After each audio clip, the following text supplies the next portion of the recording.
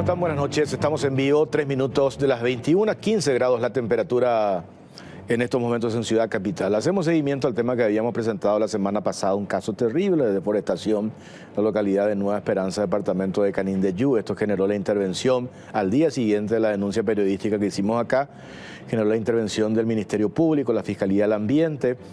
Llegaron hasta ese sitio, esta propiedad, 52 hectáreas en Nueva Esperanza.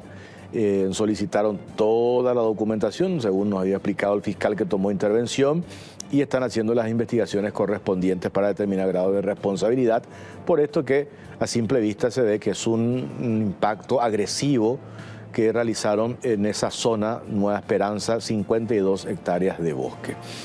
Y nosotros vamos a arrancar con este tema. Tenemos un informe, tenemos las declaraciones del fiscal que tomó intervención. Estamos hablando de este caso de deforestación en Nueva Esperanza.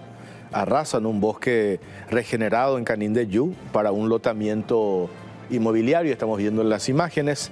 La Fiscalía y también el Ministerio del Ambiente investigan los daños graves a la biodiversidad y posibles delitos ambientales. Estamos hablando de la tala masiva de un bosque regenerado en Nueva Esperanza. Encendió las alarmas ambientales, también judiciales. Estas son imágenes que nosotros habíamos hecho hace 15 días. 15 días estuvimos por esa zona. Y la investigación que realizamos desde este equipo de la Caja Negra expuso cómo más de 50 hectáreas fueron arrasadas para un emprendimiento inmobiliario, en medio de una zona agrícola altamente vulnerable. Ahí estamos viendo, lado izquierdo, lado derecho. Estamos hablando de sojales. Y la Fiscalía del Ambiente y el MADES investigan posibles delitos ambientales, advierten sobre el impacto y los permisos presentados por la empresa responsable están siendo cuestionados por posibles irregularidades. Nosotros tenemos un informe que vamos a compartir ahora y a la vuelta del informe ya está con nosotros la presidenta de Infona, la ingeniera Cristina Boraleski. Va a referirse sobre este tema en particular y en general a todo el problema de casos de deforestación que se dan en la región oriental. Ahí está, esta imagen al día siguiente del programa habíamos compartido y se comunicaron de vuelta pobladores de la zona para, por un lado, arrimar más información, más datos y agradecer el hecho de que se haya visibilizado esto, porque ellos dijeron: no puede ser que este atentado se cometa y quede impune, que nadie haga nada. Era el reclamo allí de los pobladores. Pero compartimos este informe al respecto y a la vuelta hablamos con la ingeniera Cristina Boraleski.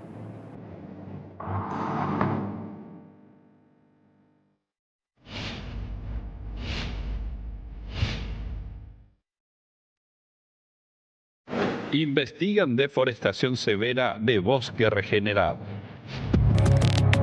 La tala de un bosque regenerado en Nueva Esperanza, Canindeyú, derivó en la apertura de investigaciones fiscales y administrativas, luego de la denuncia emitida en el programa La Caja Negra. El emprendimiento inmobiliario impulsado en el sitio habría cometido graves impactos ambientales y posibles delitos. La Fiscalía del Ambiente y el Ministerio del Ambiente y Desarrollo Social, MADES, se hicieron eco de la difusión de la investigación periodística que expuso la semana pasada la deforestación hecha en un predio de 52 hectáreas de bosque regenerado en la localidad de Nueva Esperanza, departamento de Canindeyú. El fiscal ambiental Ramón Ferreira confirmó que la carpeta de investigación fue abierta el miércoles, al día siguiente de la emisión del informe en La Caja Negra, que evidenció la desaparición masiva de cobertura boscosa para la instalación de un emprendimiento inmobiliario. El investigador se constituyó en el lugar y durante la verificación in situ encontró a 2 personas que se identificaron como administradores de Alianza Inmobiliaria, la empresa responsable del proyecto de lotamiento en el predio afectado. Con el permiso de los encargados, la comitiva fiscal recorrió el terreno, tomó fotografías de las zonas taladas y solicitó la documentación correspondiente.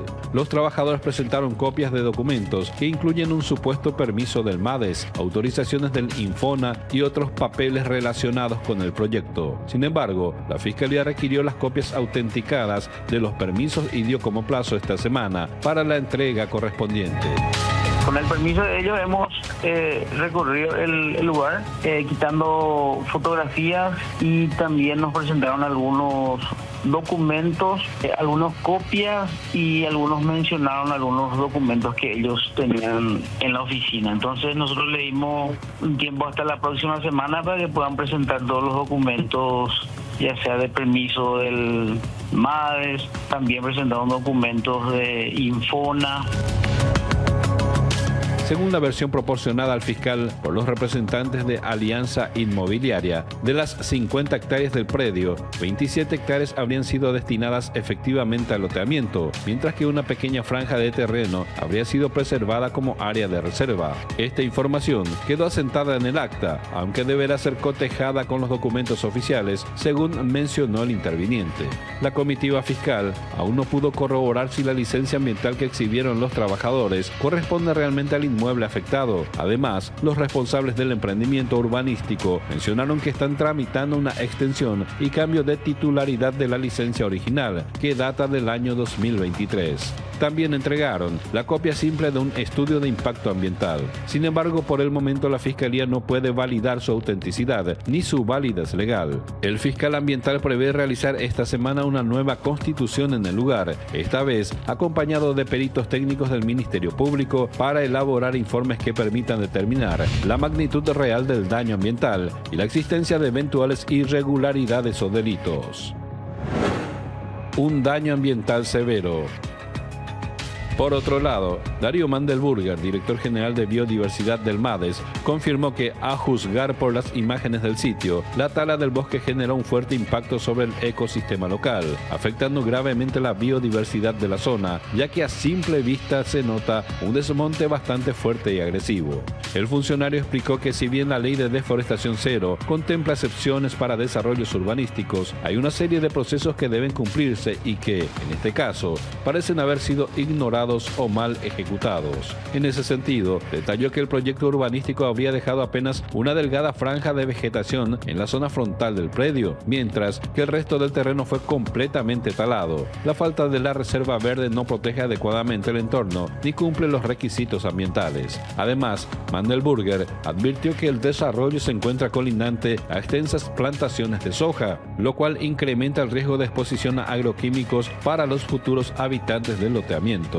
Al eliminar toda la cobertura boscosa y no prever cortinas rompeviento ni barreras naturales, se expone directamente a la población a los impactos de fumigaciones agrícolas. De confirmarse las irregularidades, el emprendimiento inmobiliario podría enfrentar un sumario administrativo por parte del MADES, que incluso podría derivar en la cancelación de la licencia ambiental otorgada. El titular de Biodiversidad del MADES también subrayó la responsabilidad directa del municipio de Nueva Esperanza al otorgar el permiso, ya que es responsable de verificar el cumplimiento de los planes de ordenamiento territorial y de garantizar que los permisos concedidos respeten las normativas ambientales vigentes. Además, resaltó que deben intervenir el Infona y el Senave para determinar si hubo incumplimientos adicionales en materia de inventario forestal y protección contra fumigaciones.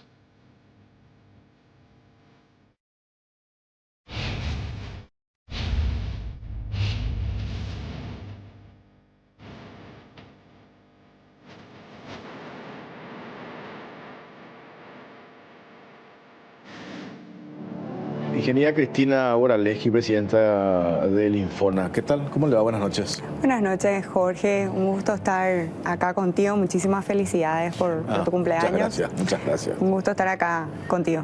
Muchas gracias. Bueno, el martes pasado mostrábamos hacíamos esta denuncia. Un poco quiero poner en contexto por dos razones. Quiero nomás hacer esta aclaración. Nos contaron que el responsable de este emprendimiento es un empresario brasileño muy conocido en la zona, de nombre André Aricaus. Entonces nosotros aclaramos que nosotros no tenemos absolutamente nada en contra de este empresario, ni en contra de los colonos brasileños o brasiguayos que se están instalando, absolutamente nada. Pero acá hay un hecho objetivo que se ve a simple vista.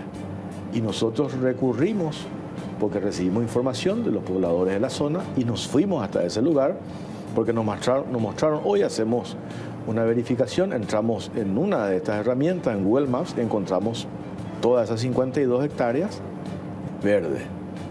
Hicimos la averiguación porque le preguntamos a periodistas especializados en temas ambientales de una conocida organización, y por eso, para tener precisión, hablamos de bosque regenerado, que después nos gustaría que nos explique cuál es el concepto de eso. Pero nos fuimos, nos encontramos, ahí está, hace 15 días estuvimos por la zona Nueva Esperanza y encontramos esto. Y nos decía el director de biodiversidad del MADES el martes pasado, acá se nota a simple vista un daño agresivo. Entonces acá nosotros nos formulamos la siguiente pregunta. Cuando el fiscal, después de la denuncia, se constituyó en el lugar y los responsables de este desarrollo inmobiliario, Alianza Inmobiliaria, les dice: tenemos el impacto ambiental, tenemos la autorización de Infona, tenemos toda la documentación, y ahí nosotros decimos: ¿se puede dar autorización para semejante daño, a juzgar por las imágenes que nosotros pudimos constatar, ingeniera? Bueno, a ver, evidentemente hay que aclarar ciertos puntos, sí, Jorge. Nosotros como Infona hoy no podemos dar una autorización para cambio de uso de la tierra en la región oriental, porque tenemos vigente una ley de deforestación cero. Esta ley de deforestación cero lo que prohíbe en su artículo número 4 es la transformación del cambio de uso de la tierra para la expansión agrícola ganadera, es decir, para hacer agricultura y ganadería, y para la instalación de asentamientos humanos, alojamientos, expansión de zona urbana, siempre y cuando no haya aprobado un plan de ordenamiento territorial, es decir, en zonas rurales.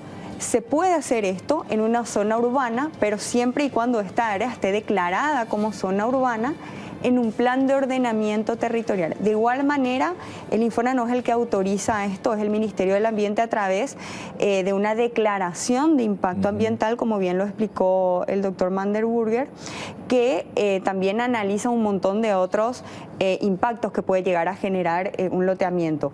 Escuchaba súper interesante lo que mencionaba el informe, justamente que hablaba de que se veía, por ejemplo, que a los costados de lo que sería un futuro loteamiento hay, por ejemplo, plantaciones de soja. Sí. Es justamente eso lo que debe contemplar, por ejemplo, una licencia, una declaración de impacto ambiental, que si el loteamiento se encuentra a costados de plantaciones agrícolas, se debe prever, por ejemplo, unas cortinas rompeviento en caso de que hayan fumigaciones, ¿verdad? Entonces, hay un montón de complejidades que tienen que ver con la instalación, por ejemplo, o el desarrollo de loteamientos u otro tipo de instalaciones, como por ejemplo áreas industriales o áreas agrícolas, por ejemplo, que se contemplan dentro de una declaración de impacto ambiental. Lo que el Infona tiene permitido autorizar en la región oriental son los planes de manejo forestal, que no implican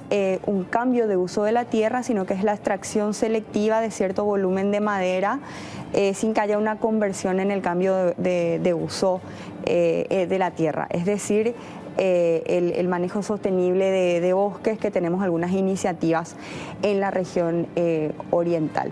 Seguramente el fiscal nos va a pedir los informes a las diferentes instituciones para que nosotros realicemos nuestros informes técnicos, hagamos seguramente el acompañamiento a la fiscalía para constituirnos en el área y que podamos trabajar en conjunto, seguramente con el apoyo, el análisis de las imágenes satelitales, también los informes técnicos que nosotros podamos realizar, ¿verdad? Y ahora, como bien vos lo decís, no hablando específicamente del caso en particular, y sí me quiero referir un poco a la problemática en general, que es la cuestión de loteamientos que estamos teniendo en la región oriental.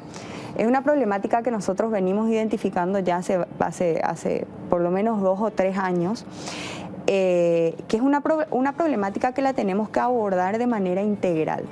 Creo que todos estamos conscientes de que las ciudades van a crecer, las zonas urbanas van a crecer, evidentemente la población se va a seguir expandiendo, tenemos nuevos polos de desarrollo en nuestro país, no solamente polos de desarrollo urbano, sino que polos de desarrollo industrial, pero este crecimiento tiene que darse de una manera ordenada. Clave la palabra y el concepto de los planes de ordenamiento territorial. no solamente por una cuestión del impacto ambiental que esto pueda generar, sino que esto va mucho más allá que estas personas que van a vivir en las urbes, en estas zonas urbanas, al día de mañana tengan una calidad de vida mucho mejor, de que los servicios básicos puedan llegar de una manera mucho más fácil, mucho más barata. Nosotros hoy mismo, lo que vivimos en Asunción, padecemos lo que es vivir en una ciudad que creció de una manera no planificada, sí, no ordenada, las ciudades aledañas que están en el departamento de Central, ¿verdad? A diferencia de otras ciudades que vemos hoy, o distritos, que incluso ya tienen sus planes de ordenamiento territorial y están creciendo de una manera ordenada. Pero sí es una preocupación que tenemos hoy, y lo vemos como un desafío bastante importante, la cuestión de los loteamientos y el desafío con la ley de forestación cero en la región oriental. Volviendo a este caso puntual, que entre paréntesis, Nueva Esperanza me pareció un distrito hermoso, bien planificado, totalmente, por cierto. Sí, totalmente. Bien planificado, porque es un municipio relativamente nuevo, donde hay mucha inversión, mucha inversión y se generan muchas fuentes de trabajo. Pero me contaban también que eventualmente a través de una ordenanza se puede ampliar el ejido municipal en lo que respecta al desarrollo urbanístico. Y ahí podemos coincidir en nombre del desarrollo, que la comunidad tiene que crecer, etcétera, etcétera. Pero yo no sé si en este caso en particular se aplica eso, porque, a ver, ahí tenés con estas imágenes, en lado derecho, lado izquierdo tenés plantaciones de soja. ¿Y por qué? Ahí está, mira, esto era, hoy entrando a Google Maps tenés, este parece un 1, ¿verdad? Parece un número 1. Esto es exactamente las 52, lo que era en realidad, ¿verdad? Las 52 hectáreas. Ahí donde empieza el número 1 es la ruta principal que te permite llegar a Nueva Esperanza. ¿Y cómo está hoy? Es lo que veíamos en estas imágenes que hicimos a través, ahí está, así está hoy. Se nota que hubo una intervención agresiva, por usar un término que compartió con nosotros el funcionario, el director de biodiversidad del MADES. Pero si aplicamos acá la lógica del crecimiento urbanístico, ¿por qué se tuvo que precisamente tocar esas 52 hectáreas de bosque, siendo que el mismo... Mira, ahí está este detalle.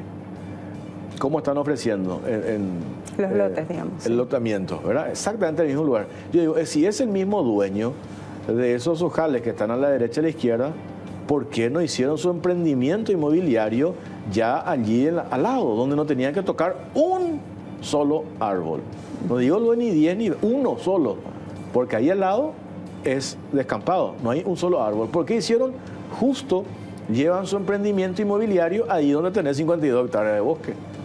Y ahí es donde yo digo, no sé si hasta qué punto corresponde o entra este tema del crecimiento urbanístico. Que justamente tengo acá la ley de forestación cero, la ley la 6676 del año 2020, su artículo 4, habla de la aprobación del ordenamiento territorial del municipio, no habla de ordenanzas municipales, habla de la aprobación del ordenamiento territorial, y que este plan de ordenamiento territorial debe contar con la aprobación técnica del Ministerio del Ambiente, ¿verdad? Okay. Porque hablábamos al comienzo, y por eso te digo, me gustaba mucho el informe que hablaba o contemplaba casos de, como decía, al lado tenemos plantaciones de soja, se debe prever justamente unas cortinas rompeviento en caso de las fumigaciones. ¿Cuántas veces hemos escuchado denuncias, por ejemplo, de cultivos agrícolas que no cumplen, por ejemplo, con las cortinas rompeviento a la hora de realizar las fumigaciones? Más aún si es que en esa área la idea es instalar lotamientos, o sea, la idea es de que haya viviendas familiares, ¿verdad? Entonces, no solamente hablando del incumplimiento o no de lo que es la ley de forestación cero, que como te digo es una preocupación muy importante para nosotros, porque tenemos que, acá no estamos hablando solamente de abrir un sumario administrativo dentro del MADES, dentro del Infona, la denuncia penal que podamos nosotros hacer a la Fiscalía. es un enfoque integral que le tenemos que dar a esta problemática, porque como te digo, nosotros entendemos que las zonas urbanas, los municipios, las zonas urbanas, las zonas industriales de nuestro país, estamos en plena revolución industrial en nuestro país, tienen que crecer. Pero eso lo tenemos que hacer de una manera ordenada y eso lo tienen que entender los gobiernos locales, lo tiene que entender el sector privado, lo tienen que entender el sector público. Y hoy la prioridad tiene que ser empezar a trabajar todos los actores del sector en los planes de ordenamiento territorial. Está bien desarrollarnos como país, pero este crecimiento tiene que ser ordenado. Tiene que ser ordenado. Acá a simple vista, perdón, ingeniera, que te interrumpa, no se nota un crecimiento ordenado. Porque yo te digo, yo estuve allí hace 15 días. Exacto. Y la ciudad está creciendo, pero justo se van y exactamente donde tenían los 52 hectáreas de bosque, ahí hacen la intervención. Y el resto todo descampado. Y el mismo dueño de la tierra. Entonces yo digo, evidentemente el objetivo era, yo no sé si consideraba que esas 52 hectáreas era ¿cómo es que le dicen? Una tierra improductiva. Claro. Entonces decidieron intervenir allí. Porque de lo contrario no se explica. Yo entendería y conozco, porque también vecinos nos llevaron hasta en medio de la ciudad, donde está un salón que depende de la iglesia, que no es la casa parroquial, un salón parroquial, porque está a media cuadra de la iglesia. Y ahí hay creo que unas 15 a 20 hectáreas, anteriormente era un sojal. Y ahora compró una empresa privada y quiere llevar adelante un emprendimiento inmobiliario. Entonces los vecinos dicen, ahí sí nosotros estamos de acuerdo porque está acá en medio de la ciudad. Claro. Y ya hay un barrio con 200 familias y queremos que crezca ahí. Pero no que crezca allá, del otro lado de la ciudad, y justo se fueron a tocar las 52 hectáreas de bosque. ¿Por qué no se aprobó ya rápidamente el municipio el proyecto inmobiliario ahí al lado de la casa parroquial, que ya tiene 20 hectáreas sin echar ni un solo árbol? Y se habilita, hacen esto, ¿verdad? Y ahí lo que nosotros, esto aclaro, los vecinos, porque nosotros nos tocó recorrer y ahí en el lugar, y nos dijeron que ellos, como tienen influencias políticas, podían hacer lo que ellos querían. Me dijeron también que el intendente, Sergio Godoy se llama el intendente, Colorado, él, hago nomás salvedad que partido político es, dijo, yo acá hago lo que quiero. Entonces no funciona así, ¿verdad? No funciona así. Para eso está la ley de deforestación cero. Ley de deforestación cero. Además, entonces yo quiero saber eso que nos dijo el fiscal Ramón Ferreira, el fiscal, ¿verdad? Sí, que tomó intervención. Cuando ellos dicen, los que estaban en ese lugar, los de la empresa inmobiliaria, nosotros tenemos acá nuestro estudio de impacto ambiental. Yo digo, ¿qué dirá ese estudio de impacto ambiental? Y no sé si escuchaste, dijo también un informe. Una autorización de Infona. Entonces yo me quedo, Infona. Yo digo, ¿cómo Infona va a autorizar esto? ¿Cuál sería el criterio? Y si se autorizó, pues nos gustaría saber cuál fue el criterio que utilizaron para autorizar esto. Desde ¿verdad? ya te adelanto, Jorge, que autorización del Infona hay, porque nosotros no estamos habilitados a autorizar cambio de uso de la tierra en la región oriental.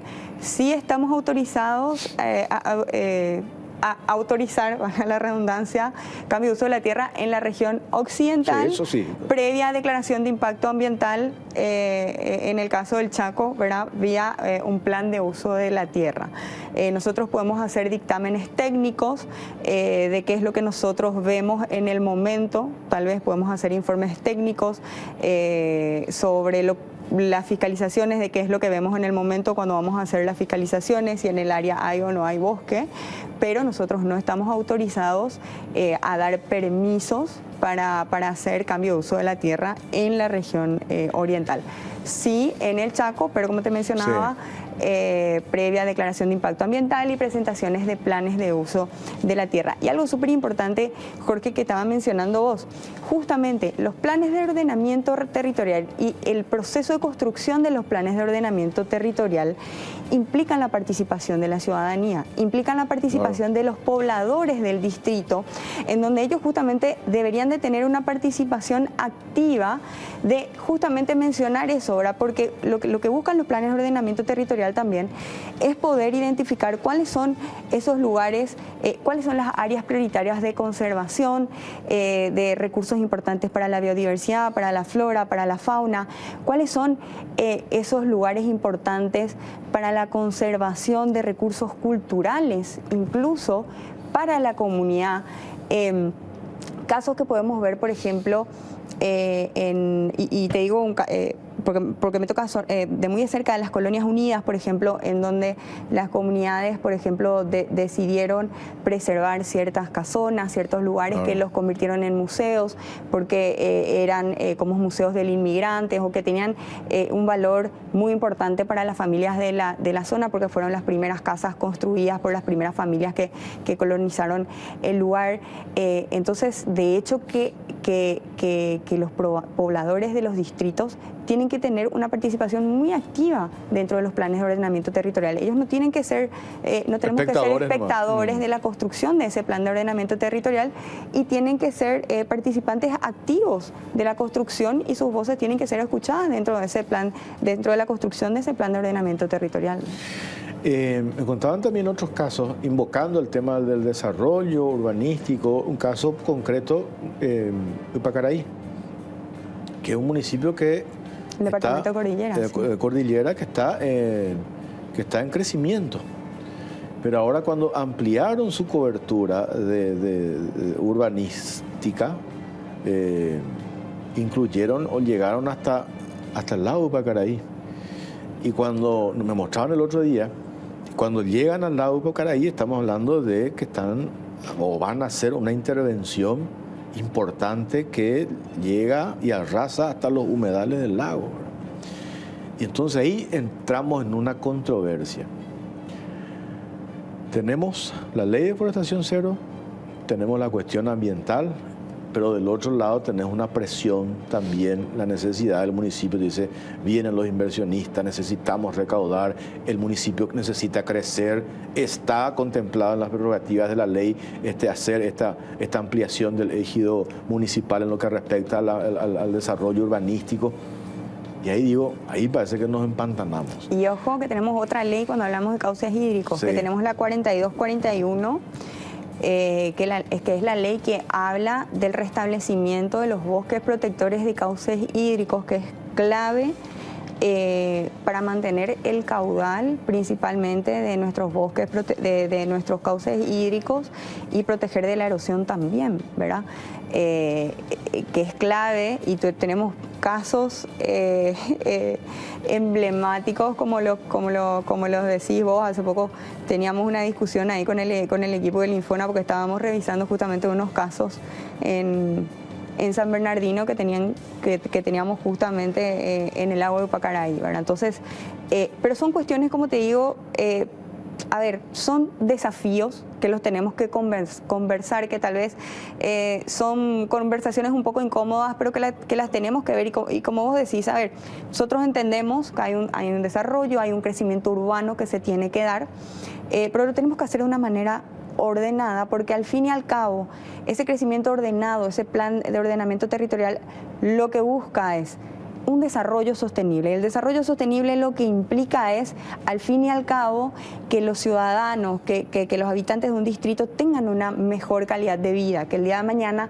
tengan espacios verdes en donde puedan ir a recrearse, podamos llevarle a nuestros hijos a que tengan un espacio adecuado en donde puedan pasar el tiempo, donde puedan respirar aire puro, en donde, a ver, porque a ver, el hablar del crecimiento ordenado no solamente lo estamos hablando para no solamente generar un impacto negativo en nuestros recursos naturales, sino que estamos hablando, a ver, que una ciudad crezca ordenadamente, estamos hablando de que podamos hacer más, de llegar más y mejores con los servicios básicos, de tener un mejor desagüe pluvial, que todo esto sea mucho más barato, que todo esto llegue de una manera mucho más ordenada y a toda la población, ¿verdad? Eso es lo que busca justamente un plan de ordenamiento territorial, claro, ¿verdad? Te voy a hacer una pausa cortita, a la vuelta seguimos hablando con la ingeniera Boraleski. Yo dejo esta pregunta y nos gustaría que nos responda, ingeniera. Cuando vemos un caso puntual como este, que no hace falta ser ningún técnico especialista en manejo de suelo, de nada ambientalista, ni mucho menos. Acá se nota una agresión importante. ¿Qué se hace? ¿O la institución a su cargo interviene acá o queda ya en manos de la Fiscalía del Ambiente, el MADES? Ustedes piden informe, ¿en qué sentido piden informe? Y un tema sensible, no sé si es para la institución a tu cargo o para el ministro que está al frente del MADES. Hay como que, esto no se tenía que fusionar estas dos instituciones, hay como que roles, a lo mejor estoy muy equivocado, corregime, hablo desde la ignorancia total, pero a mí mi percepción es que hay roles contrapuestos, Infona, MADES. ¿Por qué no sería mejor fortalecer una sola institución con una sola línea y trabajar al respecto? ¿En qué quedó eso? A la vuelta de la pausa. Ya venimos.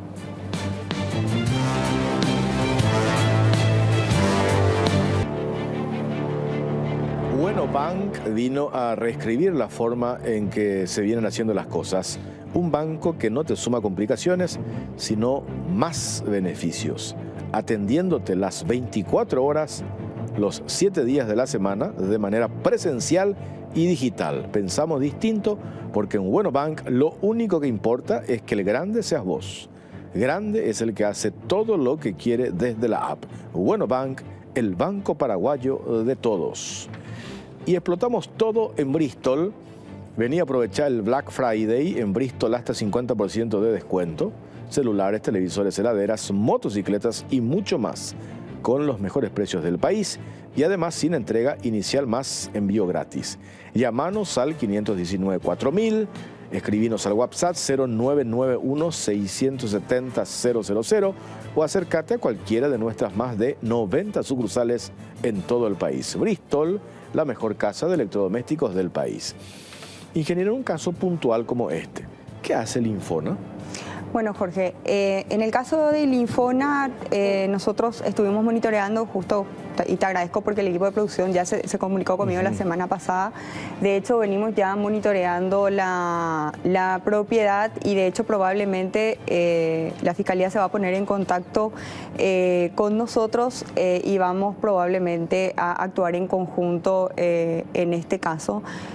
Para ya continuar con la investigación. Nosotros normalmente hacemos una investigación previa donde hacemos un análisis multitemporal de las imágenes, que lo que básicamente hacemos es descargar una imagen actual, la imagen más nueva que tengamos, comparamos con años anteriores y la imagen base, digamos, que es la del año diciembre del 2004 o la más cercana a diciembre del 2004, que es cuando entra en vigencia la ley de deforestación cero, y hacemos un análisis multitemporal que digamos es una de las herramientas que nosotros utilizamos para ver si efectivamente en el área hubo o no un cambio de uso en la cobertura, ¿verdad? Muchas veces se puede determinar a través del análisis multitemporal de imágenes, a veces no, porque eso depende mucho de la calidad de las imágenes, de la nitidez y demás, ¿verdad? Pero después seguimos nosotros haciendo las visitas a campo en compañía con otras instituciones como el Ministerio del Ambiente y también la Fiscalía, pero sí ya estamos haciendo las investigaciones correspondientes desde la semana pasada sobre el área. También vamos a solicitar los informes correspondientes y los datos e informaciones que obren ya también dentro de la institución sobre esta propiedad, y de hecho seguramente si el fiscal ya abrió la investigación, probablemente también ya nos soliciten informes sobre este caso probablemente. Acá coincidimos, miramos estas imágenes, acá hay un daño. Lo que se puede ver por las imágenes, probablemente se ve que hay un área principalmente en los extremos, se ve que al parecer parece un área boscosa, y en esa área del medio se ve que hay árboles aislados. Entonces habría que ver en qué momento esto tuvo o no tuvo algún tipo de intervención, ¿verdad? Entonces, como te digo, a veces en las imágenes eso no se puede determinar, a veces sí se puede, ¿verdad? Entonces, habrían que hacer esos análisis un poquitito más en detalle, más precisos. A veces conseguimos imágenes con mayor precisión, llevan un poquitito de tiempo porque a veces hay que descargar cargar un poco más de imágenes, pero el análisis lo vamos a hacer y probablemente también la Fiscalía nos va a pedir esos análisis para adjuntar a la carpeta de investigación. Si se confirma irregularidades después de toda esta verificación, esto que estás mencionando de la rigurosidad en el análisis de la intervención que se produjo acá, ¿cuál es la consecuencia? Bueno, en el ámbito del Infona. En el ámbito del Infona, nosotros podemos imponer multas administrativas, ¿verdad? Que van hasta 10.000 jornales. Y básicamente son multas y la sanción complementaria que podía ser la regeneración o la restauración asistida del bosque o el confinamiento. Eso ya va a depender mucho del área y del informe técnico, ¿verdad?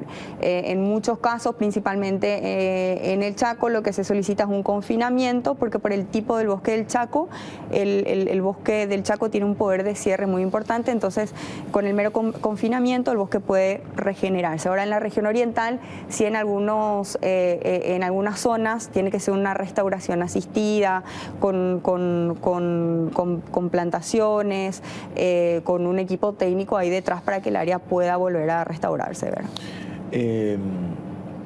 Yo me acuerdo el trabajo, la intervención del Infona en nuestros años, creo que fue el año antepasado, del incendio en la zona del Chaco. El tema del incendio controlado, que se confirmó de que de controlado no tenía nada. El año pasado. ¿El año pasado? El año pasado fue el caso de Chogoreca. Sí, y ahí la intervención del Infona fue clave para que posteriormente la Fiscalía actúe. Ustedes creo que aplicaron la multa. 10.000 jornales. 10.000 jornales y después, bueno, hubo una actuación un poco más severa conforme a lo que dice la ley por parte del Ministerio Público, ¿verdad? Bueno, estamos esperando... Tengo entendido, bueno, estábamos averiguando a ver si hubo actuaciones de parte del fiscal. Teníamos entendido que ahora abril, mayo vencía el plazo de los 6 meses. De igual manera el fiscal podía pedir una ampliación de 6 meses más para solicitarle a la imputación, sí, o ya realizar, digamos, multarlo o darle alguna otra pena a los dueños de esta propiedad. Justamente estábamos investigando con el equipo jurídico a ver en qué quedó eso, pero sí el Infona dejó firme su multa de 10.000 jornales. A propósito de esta imagen, pone un poco pleno otra vez, por favor. Esta imagen, esta es otra propiedad, no es la liquidada de 52 hectáreas. Esta es la otra propiedad que los vecinos nos llevaron, que está cerca del salón parroquial. A la mano izquierda vemos la cantidad ya es un barrio instalado. Y a la derecha vemos ¿cómo se dice? Un descampado rectangular verde tupido. Un área agrícola, al parecer. Que antes era un sojal. Y eso se vendió al sector privado que tiene intenciones de llevar adelante un proyecto inmobiliario. Entonces, ahí tiene lógica. ¿Por qué? Ya tenés a la mano izquierda ahí un barrio desarrollado. Y en ese pedazo de tierra, que son 20 hectáreas en total, no tenés un solo árbol. Claro. Y ahí se ve ¿cómo es que se le llama la línea esta, el perimetral? Se nota, pero a mí me tocó ir hasta ese lugar y vi que sí tenía anteriormente cuando era un sojal. Y también los pobladores dicen, ya no queremos que esto sea un sojal porque sentimos ya el impacto de las consecuencias de los agroquímicos, etcétera, etcétera. Entonces nosotros decíamos, ¿y por qué el municipio ya no autoriza esto? Y ahí viene una cuestión ya... Pero está hablando de un costo de oportunidad de la tierra también. Sí, y acá ya están ahí los familiares de los pobladores de ahí, de este barrio, ya quieren que eso se lotee. Y dice, lo otro está mucho más lejos, el valor de la tierra es mucho más cara y además liquidado 52 hectáreas de bosque. Para cerrar, ingeniera, ¿estoy equivocado? Corríjame cuando se habla de roles contrapuestos, Infona y MADES. ¿Cuál es su opinión al respecto? Bueno, son instituciones totalmente distintas, Jorge. Si bien podría parecer que tenemos roles muy parecidos, son instituciones totalmente diferentes. El MADES es una institución que no solamente se dedica a velar por nuestros bosques, sino que es una institución que se dedica por velar de proteger y conservar todos nuestros recursos naturales. Evidentemente, dentro de eso entran los bosques, pero ahí tenemos lo que es bosques, agua, aire, suelo. Básicamente el MADES es la institución encargada de poner el paraguas de protección y conservación ambiental y de poder decirnos básicamente este es el marco normativo y de impacto en el cual nosotros como actividad primaria, productiva, industrial podemos movernos. Es decir, esta actividad, ellos miden cuál es el impacto que las actividades que nosotros realizamos generan y si esos impactos pueden o no ser mitigados y cómo esos impactos tienen que ser mitigados, ¿no? Entonces, básicamente, es una institución que se encarga de velar por la conservación y el desarrollo dentro de ese marco normativo y de proteger todos esos recursos naturales que nosotros tenemos, no solamente los bosques, ¿no? Y el Infona es una institución que está dentro del sistema productivo del Estado. El Infona forma parte de lo que es el sistema MAC del Ministerio de Agricultura y Ganadería. De hecho, el sistema era anteriormente el Servicio Forestal Nacional, que dependía del Ministerio de Agricultura y Ganadería, y se crea como una autarquía con la idea de fomentar el sector forestal. Hoy nosotros tenemos 3 líneas principales dentro del Infona. Uno que se enfoca al manejo sostenible del bosque nativo. Nosotros vemos como una unidad productiva el bosque, es decir, que nosotros vemos al bosque, a ver, no te digo que vemos al bosque solamente como una unidad productiva, obviamente lo vemos también con una mirada de manejo sostenible, es por eso que somos autoridad de aplicación de la Ley de Deforestación Cero y hablamos de manejo sostenible del bosque. Entonces, por un lado, tenemos la mirada del manejo sostenible del bosque, la conservación del bosque, y somos autoridad de aplicación de la Ley de Deforestación Cero y del Sistema Nacional de Monitoreo Forestal, que básicamente nos encargamos de monitorear todo el bosque nativo, las plantaciones forestales y el cambio de uso de la tierra. Llevamos adelante todo lo que tenga que ver con la promoción de las plantaciones forestales, las nuevas industrias forestales, la política forestal nacional de nuestro país. Justamente ayer publicábamos que rompíamos el récord en exportaciones forestales en un producto totalmente innovador, que Paraguay está generando un know-how súper importante y estamos ganando mercados importantísimos como el de Inglaterra, Estados Unidos, que es el de maderas contrachapadas. Superamos el valor de $2 millones en valor FOB en el mes de marzo en exportaciones. Entonces también estamos muy enfocados a lo que es el sector productivo, el sector forestal. ¿No es conveniente entonces una eventual fusión? En mi opinión, creo que no es conveniente ahora mismo una fusión, porque también tenemos una tercera pata que es desde el año 2021 el manejo integral de fuego, que lo venimos trabajando también con los gobiernos locales y creo que lo estamos haciendo de una manera bastante coordinada. Estamos trabajando con el Ministerio del Ambiente de una manera bastante coordinada también y con otras instituciones. Tenemos protocolos de intervención en conjunta, en nuestro caso también con el Ministerio de Defensa y la Secretaría de Emergencia Nacional en materia de fuego, intervención en conjunta con la Fiscalía, el Ministerio del Ambiente y la Policía Nacional y Senat para casos de deforestación, y hoy en día con el Ministerio de Industria y Comercio también para lo que es la promoción de plantaciones forestales y la instalación de nuevas industrias. Clarísimo. Gracias, ingeniera, por su tiempo, muy amable. No, gracias, Jorge, a ustedes por el espacio. Bueno, un gusto estar acá y compartir con ustedes y bueno, espero que pasen un buen resto de jornada. Muchas gracias. Nosotros le vamos a hacer seguimiento a este tema. La próxima semana vamos a preguntarle al fiscal si ya hay resultados y ya hizo la verificación de la documentación que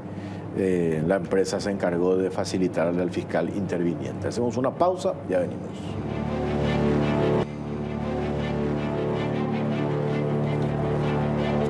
Llegó la promo exclusiva, llévate ya mismo la moto Mami de Bristol, más planchita de regalo, comprando la Buller Cup Rayo en cuotas desde 269.000, sin entrega inicial, con los mejores precios del país. Bristol, la mejor casa de electrodomésticos del país. Y para tener un equilibrio ideal y un buen funcionamiento del organismo, ahora tenés a mano Mielaxan, el laxante que con una sola toma de sus cápsulas blandas no daña la mucosa gástrica y con acción comprobada. Mielaxan limpia y depura el organismo.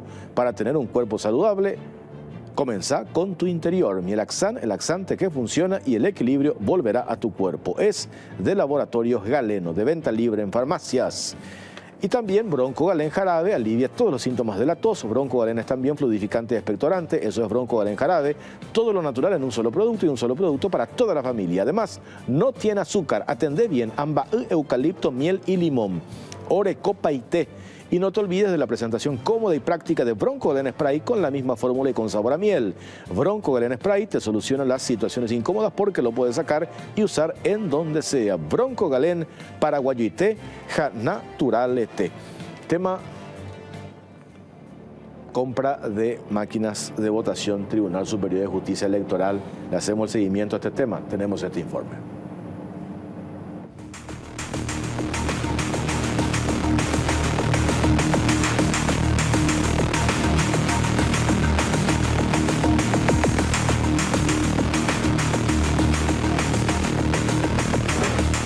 $93 millones en juego. Firma venezolana aparece como favorita del Tribunal Superior de Justicia Electoral.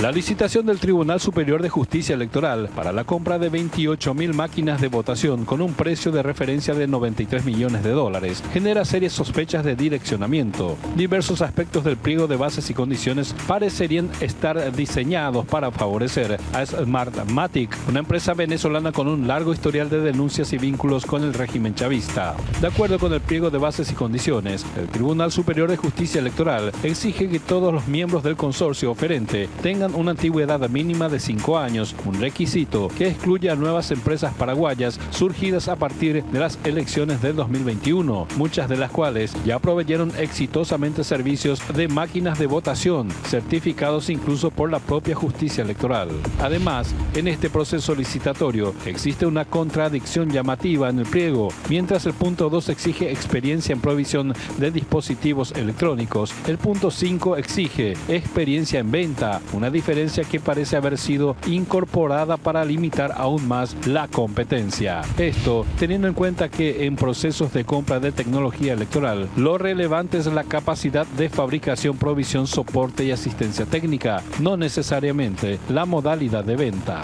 Históricamente, el Tribunal Superior de Justicia Electoral permitía acreditar la antigüedad de los consorcios de manera combinada entre sus miembros. Sin embargo, en esta licitación, la institución pública cambió el criterio de forma restrictiva, pese a que ya conoce la trayectoria de varias empresas por contrataciones que había hecho con anterioridad. Otro aspecto llamativo es que el Tribunal Superior de Justicia Electoral eliminó la prohibición de ofertar prototipos, permitiendo así que se presenten tecnologías no probadas ni auditadas, lo cual supone un riesgo para el éxito de los procesos electorales, en atención a que se estaría gastando más de $90 millones en sistemas sin historial comprobado de funcionamiento. Todos estos cambios en los requisitos despiertan fuertes sospechas de direccionamiento. Smartmatic, fundada en Venezuela y vinculada al régimen de Hugo Chávez, aparece como la principal beneficiada, pese a que en su historial incluye denuncias de irregularidades electorales en varios países de América Latina y una investigación en Estados Unidos que la obligó a vender una filial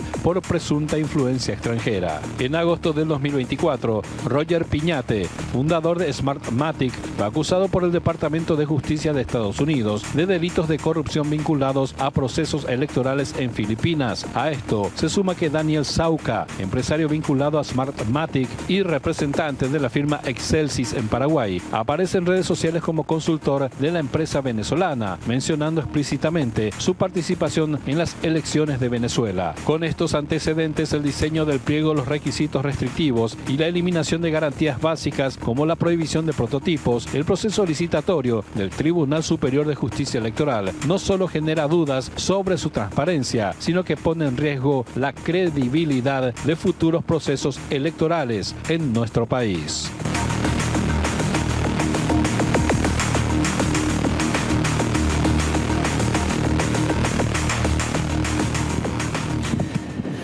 Bueno, le estamos haciendo el seguimiento también a este tema porque este es un tema extremadamente sensible y que tiene que tener toda la transparencia absoluta en el proceso de adquisición, porque estamos hablando de lo que representa nada más y nada menos que la definición de nuestro sistema electoral, que hasta ahora fue infalible en esta era democrática. Y eso tenemos que ser celosos y que no se contamine bajo ninguna circunstancia. Eduardo González, secretario general de la ANR, está con nosotros. ¿Qué tal, doctor? ¿Cómo te va? ¿Qué tal, Jorge? Buenas noches. Quería antes que nada felicitarte por tu cumpleaños de ayer. Muchas gracias. Parece que empezó el jueves pasado el festejo, y sigue hasta hoy, pero bueno, está bien. No, ¿cuándo? ¿El jueves ya empezó? Cada día, cada vez que pasa me dicen que un día más fue... No, pasaron mal la info. Bueno. Vamos a chequear un poco tu fuente. Voy a revisar. Bueno, a ver.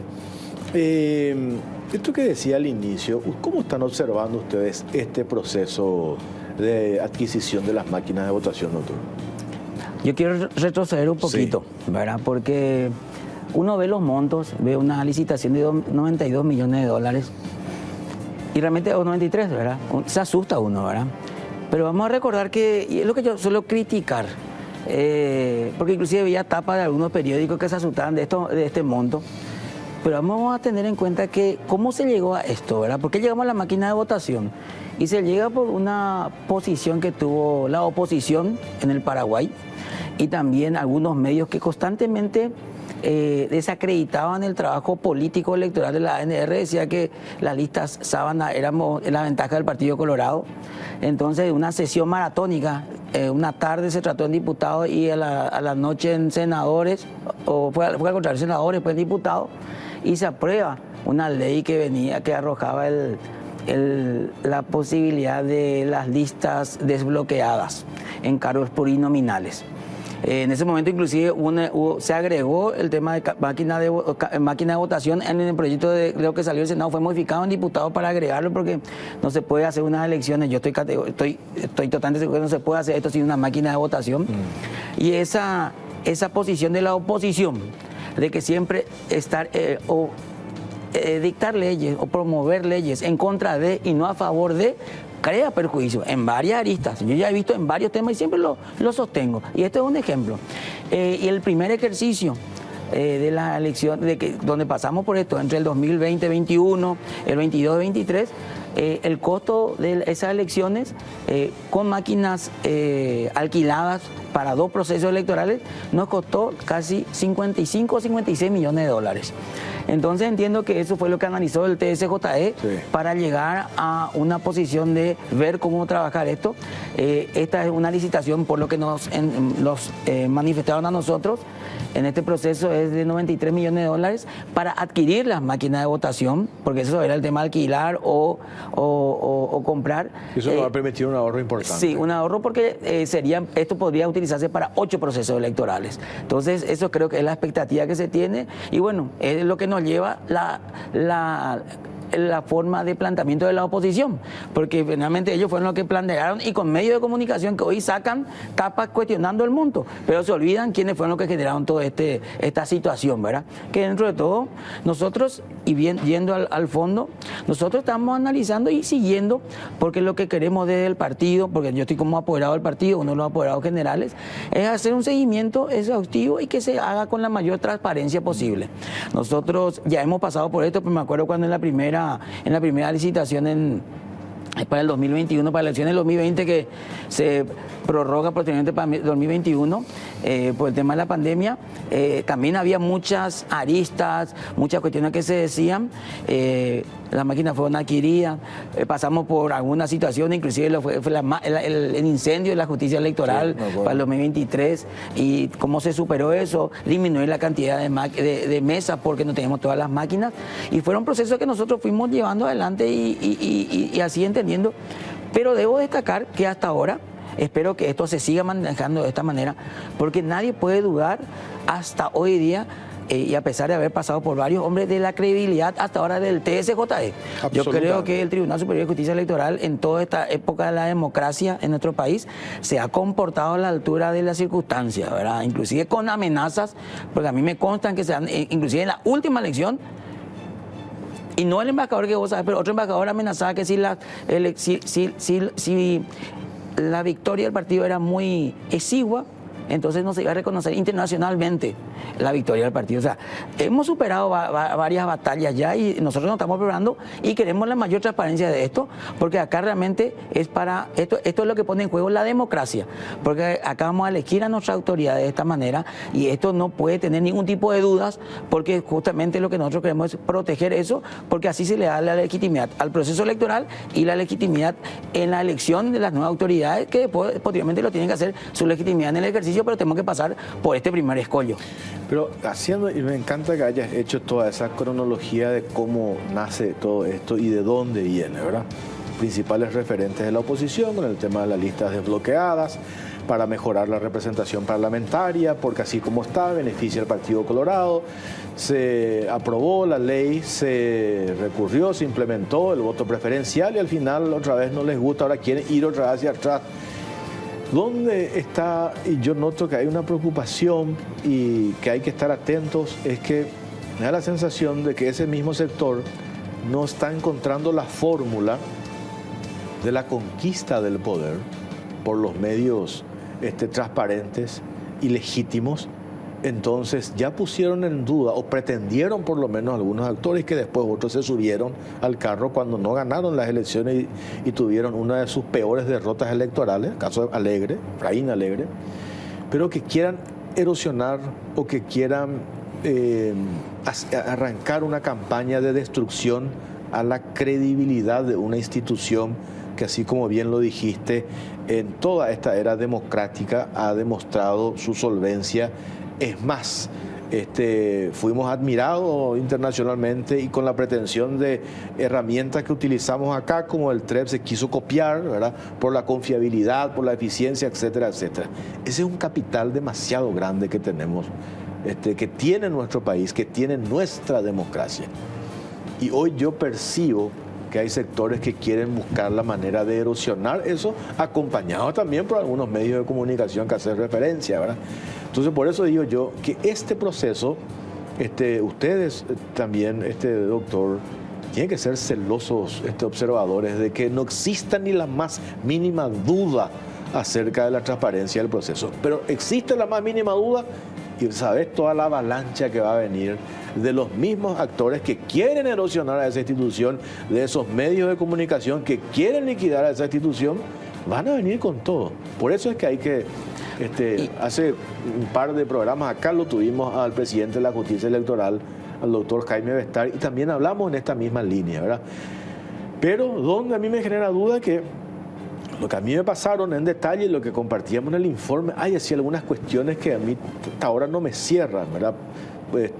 Yo entiendo que la DNCP ya paró porque hubo protestas, se traslada esas dudas y esos interrogantes a la institución convocante, que es la Justicia Electoral, que están respondiendo de manera rápida, y me parece que ese es el ejercicio, ¿verdad?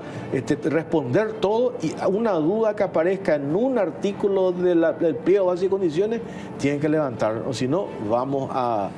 No digo que van a lograr su objetivo, pero van a hacer mucho ruido con eso, doctor. Y lo que pasa, Jorge, también en todo este aprendizaje que tuvimos en este tiempo, es que son situaciones. Primero hay que entender que en todo proceso licitatorio hay muchos intereses, ¿verdad? Absolutamente. Eso siempre se da así, y como yo a veces digo también, es como nosotros los abogados, ¿verdad? Cuando perder el juicio siempre tienen la culpa del juego, el fiscal, y nunca tienen la culpa a uno mismo, ¿verdad? Entonces le echar la culpa a otro es más fácil.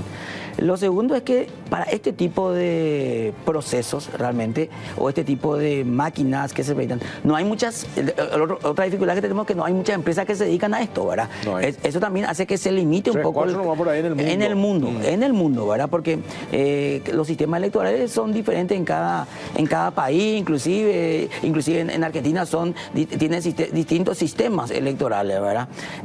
Pero sí, lo que nosotros sí estamos siendo muy celosos, Jorge, en el seguimiento de lo que está ocurriendo. O sea, nosotros como Partido Colorado, nosotros como apoderados, lo que nos encargaron el presidente del partido, la comisión ejecutiva, la Junta de Gobierno, es hacer un control de lo que está ocurriendo en el proceso, que sea lo más transparente posible, como estamos diciendo, que nadie venga a poner su interés, porque acá el interés tiene que ser el interés de la República del Paraguay, no el interés particular de ninguna persona y ningún grupo, ni político, ni tampoco interés que tenga un interés económico. Acá hay que ser muy celosos de la democracia en el país. país, y esto es justamente uno de esos factores que son importantes para la credibilidad de la institución. Nosotros vamos a abocarnos siempre a la institución. ¿Pero por qué? Porque nosotros somos Partido Colorado, porque nosotros sabemos que cómo trabajamos y lo que le ofrecemos al pueblo paraguayo siempre es la mejor opción. Entonces siempre, si el proceso electoral es bueno, nos da legitimidad a nosotros. Entonces tenemos que ser custodios del proceso electoral, porque somos posiblemente los que sabemos que podemos ganar las elecciones y queremos que esto se lleve de la mejor manera posible. No, eso no hay ninguna duda. En general, no sé si ya tuvieron ustedes, dijiste que estabas acá en tu condición de apoderado de la ANR, otros apoderados de otras nucleaciones políticas, ellos están conscientes de la necesidad de la adquisición porque escucharon la argumentación de las autoridades de la justicia electoral, por qué nos conviene hoy comprar las máquinas antes que arrendar. Una cuestión básicamente de costo por un lado, y por el otro también de tener el control pleno y total y absoluto de esas máquinas y no depender ya de una empresa, de un tercero, sino tener el control. Hay un consenso al respecto, ¿verdad? Hoy. Realmente a veces es difícil tener a lo mejor una posición de la oposición, voy a descargar, porque no lo veo muy juntos ni unidos, ¿verdad? Entonces voy a decirte, el año pasado hubo una propuesta de modificación por parte del TSJE del Código Electoral. Llevaron adelante algunas modificaciones, se le envía a todos los partidos políticos. El único partido que presentó una propuesta nuevamente, un trabajo que hicimos los apoderados con la gente de la justicia fue el Partido Colorado. Así como somos el único partido que cumple casi el 99% de la ley de financiamiento. Entonces los otros actores creo que solamente para los procesos electorales se juntan y ven lo que ocurre y no le dan mucha atención a este tema, ¿verdad? Y después cuando los resultados no son positivos se quejan de todo lo que ocurrió, ¿verdad? Se quejan del árbitro, se quejan de la regla de juego, después no están aportando al proceso en sí, ¿verdad? Entonces, la necesidad yo creo que sí se dio. Creo que está una discusión que más que nada también se da en el proceso parlamentario, ¿verdad? Porque el presupuesto del TSJE para este monto pasó por el Congreso. Entonces ahí se debatió este tema, entonces hubo voto de la oposición que acompañó este cambio que se viene a realizar. Al final convengamos que así como explicaste al inicio, para la implementación del voto preferencial, si no se usan las máquinas, eso es imposible. Es imposible. Eso no se va a poder hacer. Es imposible.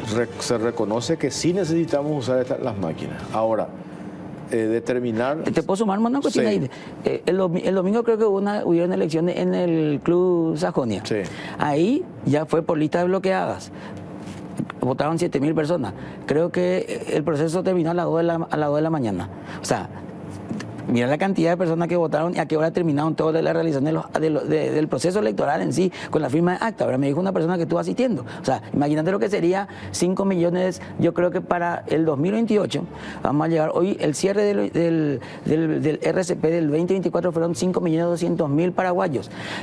De esta manera hay una proyección de un crecimiento de casi 150.000 a 200.000 por año. Para el 2028 llegaremos a 5.600.000. Imagínate no hacerlo con máquina de votación, ¿verdad? Entonces hay que ser celoso de eso. Y encima nuestra ley que obliga a que hay 2 procesos electorales y también tenemos que sumar la autoridad partidaria, que por lo menos por lo que estoy viendo, el Partido Colorado sí trata de cumplir, no como otros partidos, dentro de los procesos electorales de una ley del 2001. Entonces eso también crea una complejidad a cualquier proceso electoral de una interna que se van a realizar entre el 2026 y el 2028.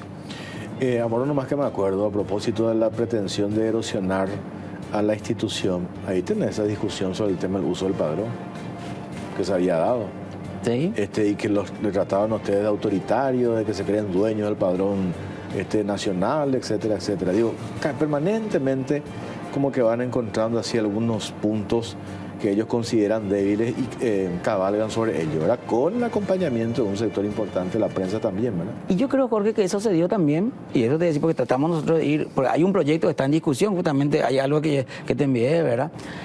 Discusión de lo que estamos trabajando en el partido, de algunas correcciones que queremos realizar, ¿verdad? Con la ley, el tema de ley de financiamiento, la ley de bloqueo, y lo que tiene que ver justamente eso de volver atrás cuando el resultado no me es favorable, ¿verdad? El tema de la ley de financiamiento, para nosotros, por ejemplo, ¿por qué a la autoridad partidaria le vamos a dar la complejidad del cumplimiento de la ley de financiamiento cuando un presidente seccional, un presidente de comité liberal, un miembro de la Junta de Gobierno, un miembro del comité liberal, un miembro del comité liberal o de una seccional o un convencional no tiene sueldo del Estado? no maneja fondo del Estado y le estamos obligando a que firme unos documentos que nadie controla finalmente al final. O sea, son documentos de intereses vinculados, gastos de campaña, que por la cantidad de documentos no lo controla exactamente el órgano pertinente. Entonces, son cuestiones que van generando, donde uno crea una super burocracia y al final uno no ve la efectividad real, ¿verdad? Porque si yo quiero controlar a un candidato, su situación financiera, reviso el RUC.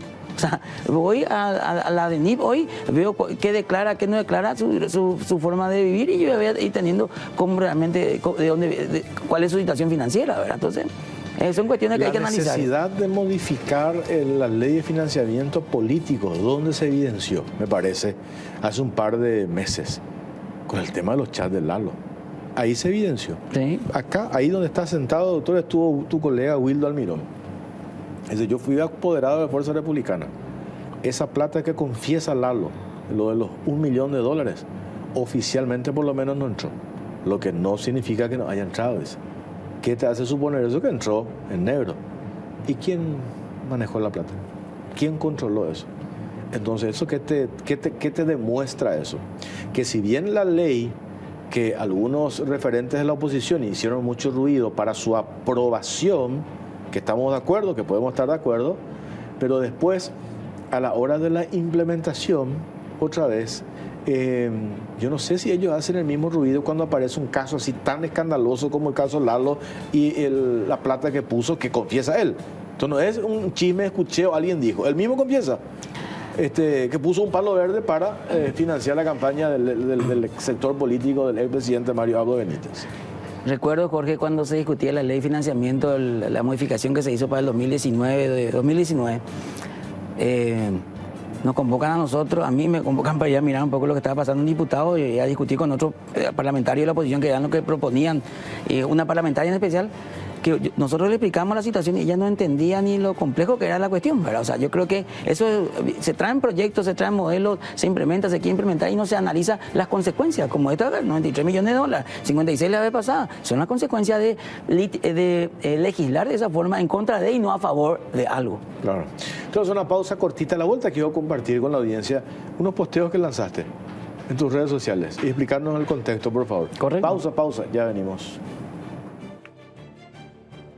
Llegado a una cierta edad, los huesos frágiles son un problema, por eso Osteogalén Calcio más vitamina D ayuda a recuperar la falta de calcio y hace que tus huesos se vuelvan más fuertes.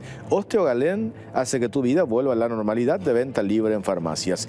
Y les comento que ya llegó Etiflugel, la solución para la acidez, reflujo y gastritis. Etiflugel es el antiácido más bueno que hay porque viene en suspensión, de rápida acción y con sabor naranja y sabor limón que más querés. Con una sola toma, OPA acidez. Además, no es solo para vos, es para toda la familia porque viene en frasco 240 ml. Toma Etiflugel, OPA acidez. Y aprovecho también, agradezco, ¿ya te acabaste? A Gilardini por el traje que tengo esta noche. Muchas gracias. ¿Te gusta la corbata, doctor? Muy lindo, realmente. Gracias, Gilardini. ¿Te gustaría la corbata roja, pero sí, verde también? Ahorita sigue el festejo esta noche, ¿eh? No, te pasaron mal la info. Entre paréntesis, me preocupé. ¿Por qué me dijiste un embajador que vos conocés y no otro? ¿Quién es lo que yo le conozco? ¿Qué embajador? Hubo un embajador que llama a la justicia electoral ese domingo, tipo 15 horas más o menos, y no era el que se fue, era otro. Y también hacia el norte, donde había manifestado, porque me avisaron a mí, pues estaban preocupados, porque justamente preguntaban, ¿funciona bien el TREP? ¿Está todo ok? Porque si el resultado no era una diferencia importante, no se iba a reconocer internacionalmente la victoria de Santiago Peña. Increíble. Bueno, esto pone un poco, por favor. Pero eso tiene que ver todo con la consecuencia de lo que hacía el otro. Claro.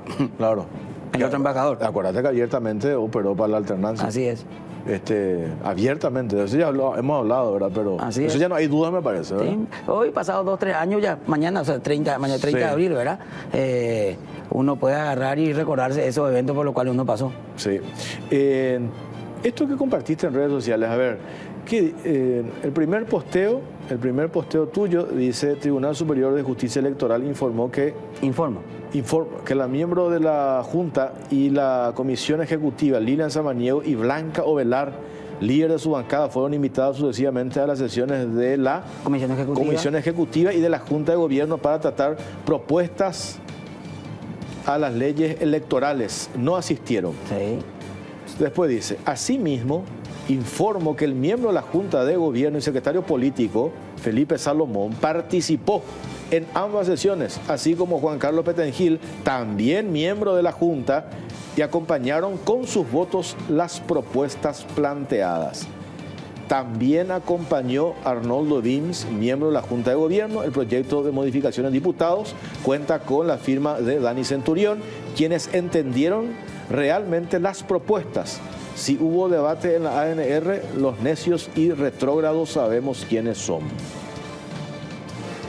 Clarísimo, ¿verdad? Clarísimo, ¿no? ¿Pero qué dijo Lilian y Blanca?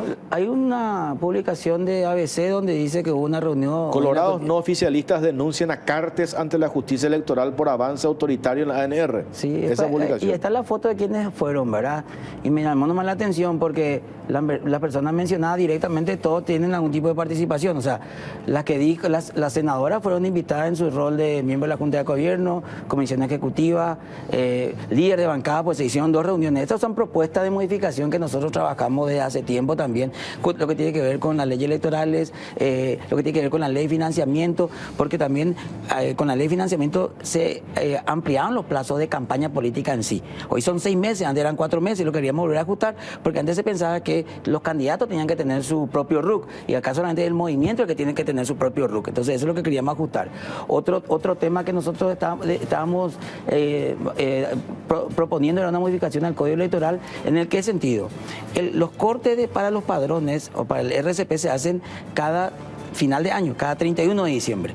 Nosotros para las internas, y queremos una modificación, porque si nosotros no modificamos esa ley, para la interna del 2026 vamos a usar el padrón del 2024, pero para las que van a ser en junio.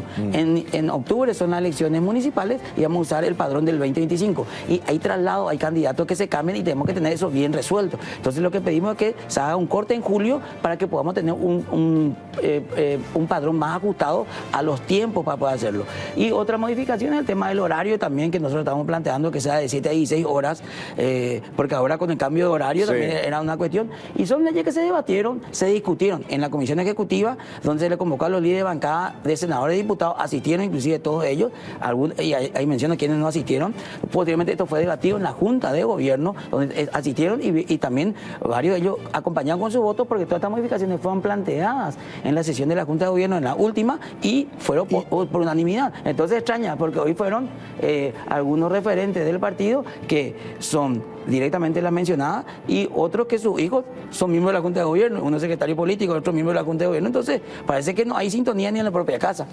¿Y dónde está el avance del autoritarismo, el avance autoritario en la ANR? Y si participaban los otros sectores internos, ¿verdad? Si se te invita y no te vas, si se trata el tema, se debate, ¿Y gente de tu equipo participó? Entonces no sé. O sea, su mismo equipo participó, ¿verdad? Y no sé si hay no sé si por un lado va un grupo, el otro grupo dentro de la incidencia están todos divididos, no sé, pero es lo que se ve. Bueno. Está, doctor. Gracias por tu tiempo. A las órdenes. Muchas felicidades. Muchas gracias. ¿Y podemos seguir ahora? Sí, podemos seguir el festejo. ¿Te sumas? Gracias, doctor. Gracias por acompañarnos. Nos reencontramos el próximo martes. Buenas noches.